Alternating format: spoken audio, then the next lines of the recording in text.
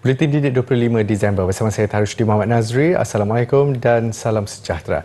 Perdana Menteri Datuk Seri Anwar Ibrahim mengucapkan selamat maju jaya kepada mahasiswa Universiti Teknologi Mara UiTM yang akan menyertai World Universities Debating Championship WUDC bermula Selasa ini di Sepanyol. Menerusi catatan di Facebook hari ini, Datuk Seri Anwar berkata beliau turut menyampaikan sedikit sumbangan kepada mereka bagi membantu pergerakan dan aktiviti sepanjang berada di Madrid. Sumbangan diserahkan menerusi Setiausaha Politik Perdana Menteri Ahmad Farhan Fauzi kepada mahasiswa berkenaan semalam. Menurut Datuk Seri Anwar, difahamkan mahasiswa dari Universiti Islam Antarabangsa Malaysia UIAM dan Universiti Melaya UM akan turut mengambil bahagian dalam pertandingan itu. Beliau mendoakan agar mereka dapat mengharumkan nama negara.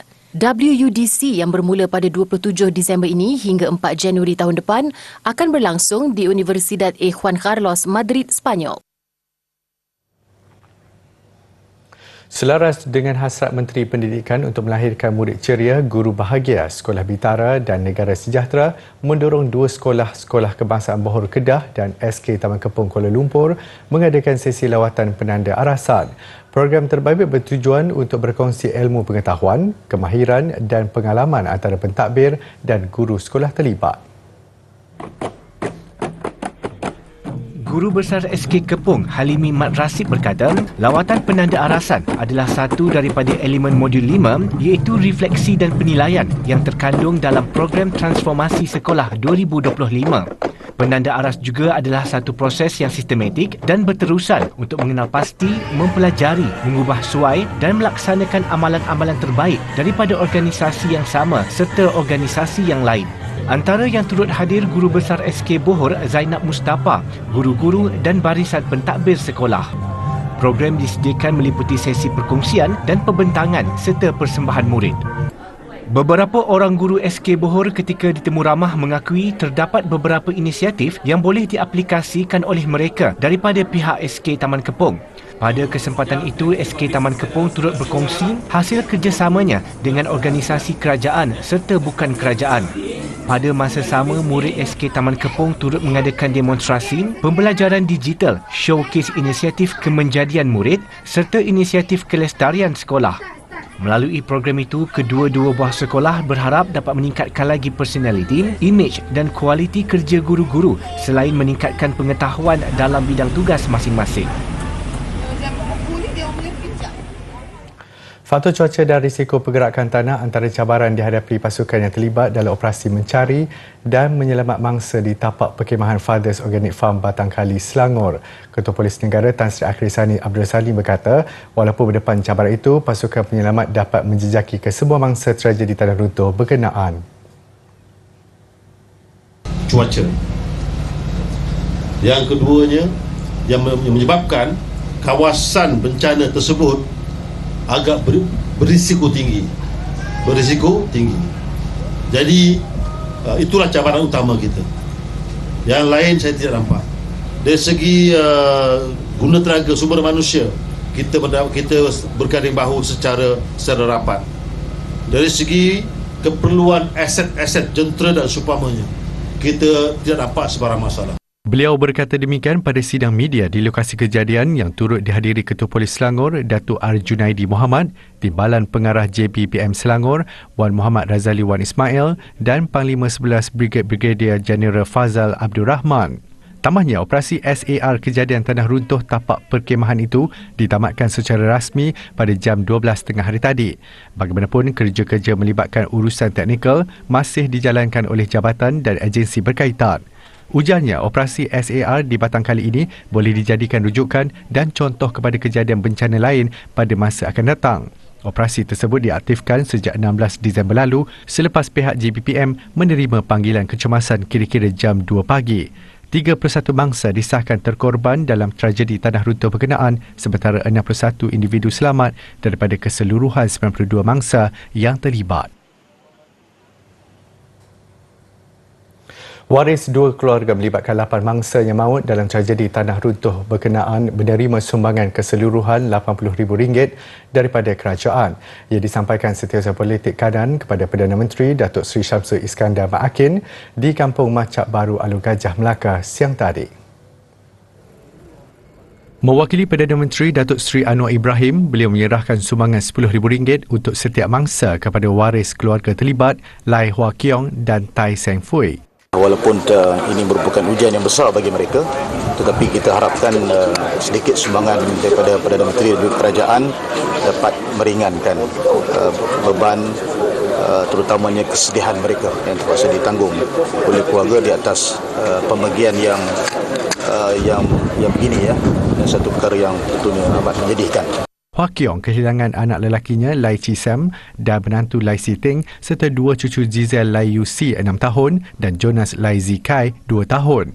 Manakala ahli keluarga Seng Fui yang meninggal dunia ialah Yu Siu Pei dan suaminya Tai Chang Lin 35 tahun serta dua anak mereka Tai Jing Ki 7 tahun dan Tai Jing Rou 4 tahun.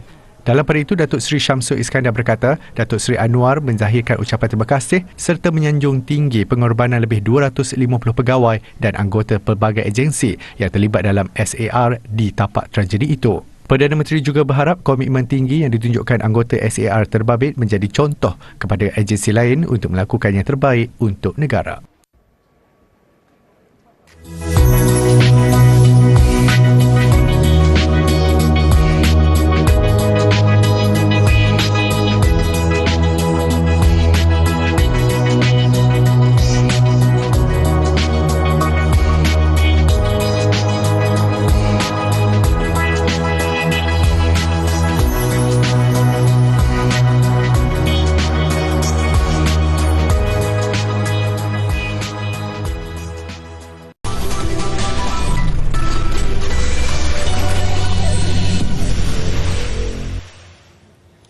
Bertemu kembali.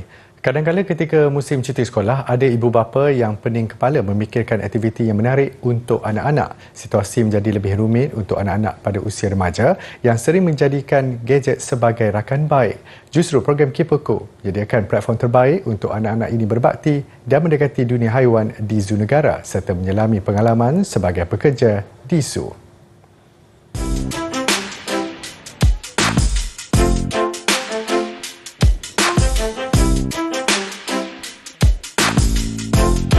Program Kiperku terbuka kepada pelajar yang berumur 13 tahun ke atas. Antara pendedahan yang diberikan dalam program ini adalah peserta dapat mendalami kesukaran dan cabaran yang dihadapi oleh penjaga haiwan. Untuk memberi peluang kepada golongan pelajar dan mahasiswa bagi menimba pengalaman dalam aspek penjagaan serta pengurusan hidupan liar di dalam kurungan. Peserta ke program Kiperku akan diagihkan dan dibawa ke pelbagai seksyen haiwan di sekitar zoo negara dan menjalankan tugas-tugas rutin pagi Kiper. Dalam pada itu, aktiviti ini juga memberikan pengalaman yang mengujakan. Mana tidaknya, peserta berpeluang berada lebih dekat dengan haiwan yang sebelum ini hanya mampu dilihat di dalam kurungan. I find the animals interesting, so I always wanted to see that what is it like to work with this type of animals, and then I always wanted to see what is life like as in behind the scene as a zookeeper when they're taking care of the animal, like maintaining well-being and maintaining the habitat. It's been like sweeping up and cleaning up the enclosures, and sometimes we get to help with the feeding and stuff, so that's pretty cool. Mereka juga dapat merasai pengalaman memberus cengkerang kura-kura gergasi, membersihkan kandang serta memberi makan kepada reptilia itu. Peserta yang berjaya menamatkan program akan diberikan sijil penghargaan dengan syarat perlulah memenuhi tempoh minima penyertaan iaitu 40 jam. Jika bercakap mengenai aktiviti perkhemahan, pastinya ramai yang terfikir tentang berkhemah di hutan atau di tepi pantai. Namun, Muzium Negara menawarkan pengalaman perkhemahan unik melalui program Night at Museum baru-baru ini bersempena cuti sekolah. Aktiviti santai ini secara tidak langsung juga mendekatkan pelajar dengan budaya dan sejarah negara. Ikuti laporan lanjut menerusi segmen aktiviti minggu ini. Program 2 hari 1 malam pada 17 dan 18 Disember lalu disertai sekumpulan 51 pelajar. Tidak seperti aktiviti perkhemahan biasa, program ini memberi peluang untuk pelajar tidur bersama artifak-artifak yang berusia ratusan tahun sekaligus memupuk keberanian mereka. Selain acara utama bermalam di muzium, pelbagai aktiviti sampingan turut dijalankan. Antaranya lawatan ke galeri-galeri di Muzium Negara, pencarian harta karun serta pengacuan replika. Program ini dapat membentuk kemenjadian murid melalui aktiviti-aktiviti yang telah dijalankan seperti yang saya sebutkan tadi, di mana para pelajar dia dapat mengenal dengan lebih mendalam sesuatu koleksi sejarah tu, cerita di sebalik koleksi tersebut, sejarah dan signifikan koleksi di sebalik pameran tersebut. Jadi murid-murid lebih mengetahui dan mendalami ilmu tentang budaya negara kita dan juga sejarah negara kita. Dibekalkan dengan sleeping bag, peserta ditempatkan secara berasingan mengikut jantina. Bagi memastikan keselamatan peserta, urus setia dan petugas keselamatan melakukan pemantauan dengan kerap. Nama saya macam best lah sebab okey, insya-Allah tak ada gangguan. Alhamdulillah saya dapat mengenal rakan-rakan lah. Saya rasa seronok sebab masa sebelum kita nak tidur tu kita nampak pemandangan di depan, pemandangan cantik, barang-barang yang sejarah yang menarik. Tu saya rasa seronok sangat sebab kawasan sejuk dan selesa untuk tidur. Sebenarnya tak bosan sebab aktiviti-aktiviti ni dapat mencabar minda dan nilai kerjasama dengan kawan-kawan. Dan kita juga dapat tambah ilmu pengetahuan lah.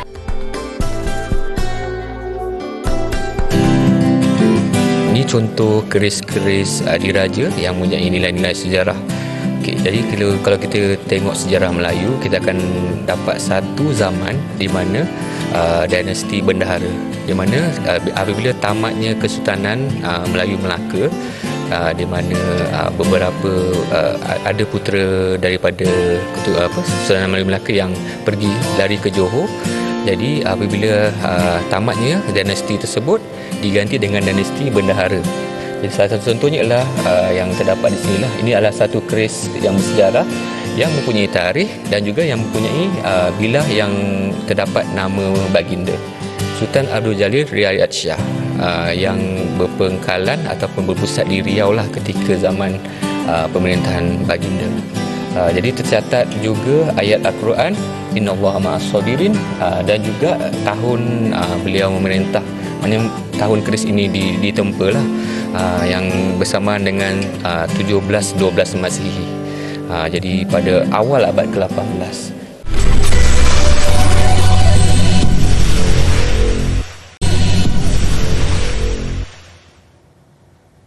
Lagi usaha memastikan seni budaya dan warisan bangsa kekal dipertahankan, Jabatan Kebudayaan dan Kesenian Negara JKKN menganjurkan kem kesenian kanak-kanak kebangsaan baru-baru ini. Kem disertai 233 pelajar sekolah rendah dan menengah dari seluruh negara. Kem yang julung kali diadakan ini berlangsung selama 5 hari di Melaka. Ia dianjurkan bersama Kerajaan Negeri Melaka, Kementerian Pelancongan Seni dan Budaya serta Kementerian Pendidikan Malaysia KPM. Ia adalah satu usaha untuk menghimpunkan remaja berbakat cemerlang dalam bidang tari, teater, muzik dan permainan tradisional gasing di bawah program bimbingan seni budaya. Menurut Timbalan Ketua Pengarah Kebudayaan dan Kesenian JKKN, Rosnan Nordin, program bertujuan mengenal pasti kumpulan tunas budaya negeri yang berusia 7 hingga 10 tahun yang cemerlang untuk diberi pendedahan dan berkongsi pengetahuan serta pengalaman masing-masing. Kita kumpulkan mereka ini dalam kompaun kita untuk melatih mereka dengan ilmu baru. Di samping itu, kita juga menyerapkan konsep elemen motivasi. Jadi kalau mereka mengambil bidang tari, teater, muzik, kan, dan juga mereka ambil juga tentang yang lain tu, dan apa ke arah mana pada industri ini akan datang kalau dia tidak ada pelapis. Majlis penutupan rasmi kem kesenian kanak-kanak kebangsaan itu disempurnakan oleh Yang di-Pertua Negeri Melaka, Tun Muhammad Ali Muhammad Rostam pada konsert apresiasi kanak-kanak cemerlang yang diadakan di Air Keroh. Menerusi persembahan pentas itu, semua peserta turut diberi peluang untuk menunjukkan bakat masing-masing secara profesional. Saya belajar banyak benda. Sebenarnya macam kena berdikari. Memang semua budaya kita kena belajar sekali, kesenian Melayu semua. Seronok. Sepanjang saya dekat sini, saya dapat belajar ilmu yang baru macam tentang budaya, tarian tradisional, lepas tu pasal tarian istana, dan tarian rakyat. Masa dekat sini saya belajar banyak pengalaman yang baru dengan kawan-kawan, jumpa dengan kawan-kawan, ada housemate baru.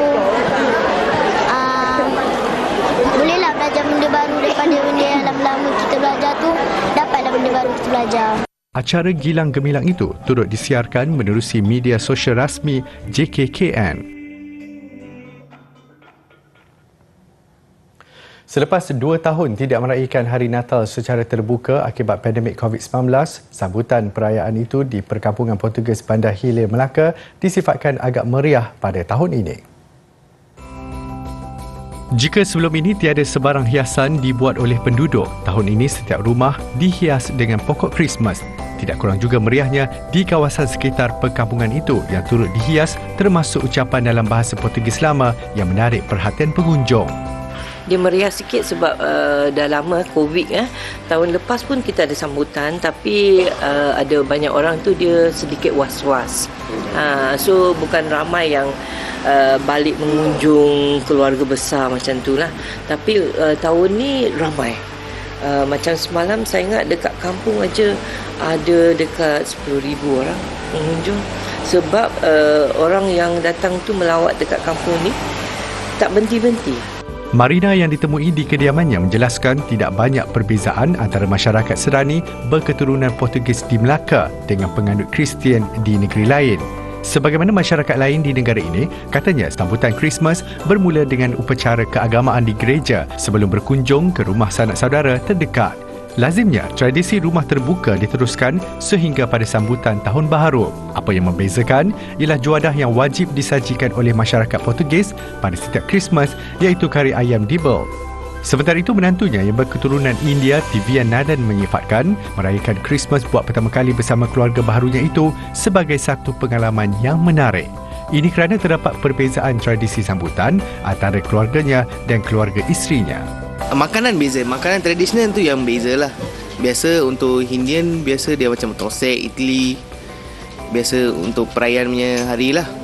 Tapi untuk Portugis punya, dia macam double curry lah, cili padi chicken dan memang macam tu lah. Dia macam more to western dan kampung ada campur sikit lah. Bom Natal, bom Baru, tudo bem.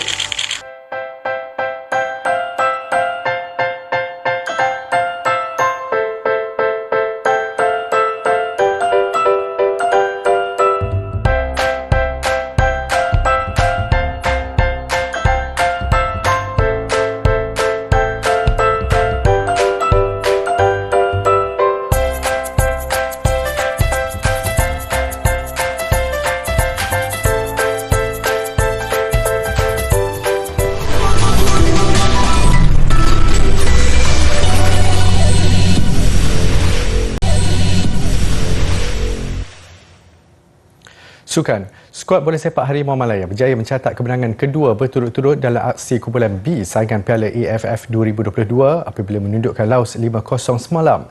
Kemenangan itu menyaksikan skuad bimbingan Kim Panggon naik ke tangga teratas kumpulan sebelum berdepan ujian sebenar menentang Vietnam di Hanoi. Panggon melakukan 8 pertukaran dalam kesebelasan utama pemainnya ketika turun menentang Laos di Stadium Nasional Kejaril. Skuad negara jelas tercari-cari rentak di awal permainan, namun selepas beberapa kali menggasak, Malaysia akhirnya berjaya menyingkap gol pembukaan pada minit ke-29 menerusi penyudah pemain naturalisasi Sergio Aguero. Kekal 1-0 sehingga tamat separuh masa, Harimau Malaya menampilkan corak permainan berbeza sebaik bersambung babak kedua. Hasilnya, Faisal Abdul Halim berjaya menggandakan jaringan minit ke-65 sebelum pemain lincah itu sekali lagi mencetak nama selaku penjaring untuk gol ketiga 3 minit berselang. Minit ke-77, Harimau Malaya tambah selesa apabila pemain gantian berusia 19 tahun Hakimi Azim Rosli meledak gol keempat sebelum Stuart Wilkie melengkapkan kemenangan 5-0 skuad negara 3 minit sebelum tamat masa permainan. Kemenangan itu menyaksikan Harimau Malaya naik ke tangga teratas kumpulan B dengan 6 mata. Skuad negara berangkat ke Hanoi hari ini bagi menghadapi aksi ketiga menentang juara 2 kali Vietnam di Stadium Minjing Selasa ini. Rata-rata pemain kini dilihat lebih yakin untuk beraksi selepas meraih 2 kemenangan berturut-turut. Walaupun berdepan jadual padat selain terpaksa menempuh perjalanan jauh, kem negara jelas tidak terjejas dan terus bersemangat untuk meraih lagi kemenangan di Hanoi. Tumpuan pastinya terarah kepada pemburuan 3 mata tambahan selepas mengutip 6 mata penuh pada 2 perlawanan sebelum ini. Rata-rata pemain tidak sabar untuk berdepan Vietnam antara pasukan yang menewaskan skuad negara pada kempen 2020. Sentuhan Majlis Kim Panggon terus ditagih buat pemain menguji kekuatan sebenar. So saya rasa kat situ siapa yang bermain untuk menentang Vietnam, saya harap player-player bagi 100% dan dapatlah sekat daripada serangan yang diberikan oleh Vietnam nanti. Kali terakhir Malaysia berjaya mengatasi Vietnam di Stadium Minxing adalah pada kempen 2014 dengan keputusan 4-2. Dalam satu lagi aksi kumpulan B, Singapura dipaksa bekerja keras sebelum menewaskan Myanmar 3-2 di Stadium Jalan Besar. Myanmar terlebih dahulu di depan menerusi jaringan Maung Maung Luing. Minit ke-34, tersentak Singapura kembali memperkemas corak serangan dan hasilnya Ilhan Fandi berjaya menanduk masuk gol penyamaan sebelum tamat babak pertama. Bersambung babak kedua, giliran Singapura memimpin permainan melalui Shah Syahiran minit ke-48. Namun Myanmar mengimbangi semula permainan, sekali lagi hasil sentuhan Maung Luin minit ke-66. Ketika Myanmar terus garam menggasak, Syawal Anwarin muncul wira Singapura apabila meledak gol kemenangan selepas memanfaatkan hantaran jauh penjaga gol Saiful Nizam minit ke-74. Kemenangan itu menyaksikan Singapura yang baru memulakan saingan pada kempen kali ini berada di tangga ketiga dengan 3 mata. Myanmar yang sudah mengharungi 2 perlawanan kekal di tangga keempat tanpa sebarang mata. Perasmian Festival Sukan Musim Sejuk di China telah dilangsungkan di Harbin semalam. Acara perasmian disertai peminat sukan dari seluruh negara termasuk Beijing, Shanghai, Chongqing dan Hebei. Hampir 1,500 aktiviti ais dan salji telah disediakan untuk orang ramai sehingga April 2023 di seluruh negara, khususnya di wilayah-wilayah yang menerima salji tebal. Dimulakan pada 2014, festival ini menyasarkan peningkatan penyertaan orang awam dalam aktiviti dan sukan musim sejuk. Untuk tahun ini, ia dijangka menarik 150 juta penyertaan daripada orang awam. Selain wilayah utara, sukan musim sejuk juga popular di beberapa bandar di selatan China yang menerima salji. Di Sichuan dan Hubei misalnya, banyak resort ski sudah dibina untuk mengalu-alukan kedatangan atlet profesional, amatur dan kanak-kanak. 骑完这个自行车，更感觉浑身都热气腾腾的了，一点都不冷。地今天顶轮赶到第1趟缆车，然后上2800滑下来，然后新疆的雪果然是名不虚传，然后粉粉的，滑起来感觉挺好的。 China telah mencapai sasaran 300 juta penyertaan dalam sukan ais dan salji menerusi penganjuran Tamasya Olimpik Musim Sejuk 2022 di Beijing pada Februari lalu.